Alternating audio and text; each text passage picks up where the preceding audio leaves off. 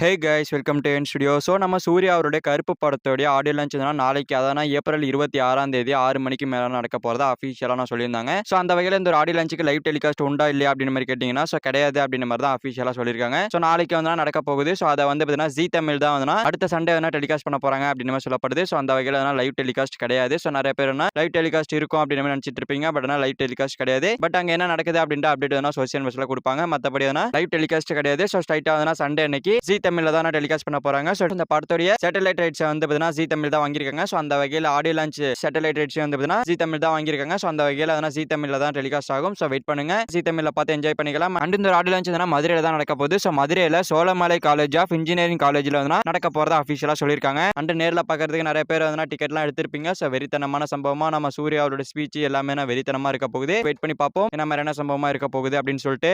Okay friends, நம்ம சூர்யா அவருடைய கருப்பு படத்தோட ஆடியோ லான்ச் நாளைக்கு நடக்க போகுது. சோ இதுக்கு யாரெல்லாம் போறீங்க அப்படின்றத கமெண்ட்ல சொல்லுங்க. அண்ட் இது மட்டும் இல்லாம இந்த ஆடியோ லான்ச்சுக்காக நீங்க எந்த அளவுக்கு வெயிட் பண்றீங்க அப்படின்றத கமெண்ட்ல சொல்லுங்க. இந்த வீடியோ பிடிச்சிருந்தா லைக் பண்ணிட்டு இந்த மாதிரி தமிழ் சினிமா இருக்கிற அப்டேட்லாம் தெரிஞ்சுக்க நம்ம சேனல் சப்ஸ்கிரைப் பண்ணி சப்போர்ட் பண்ணுங்க. தேங்க் யூ ஃபார் வாட்சிங். அடுத்த ஒரு தேங்க் யூ.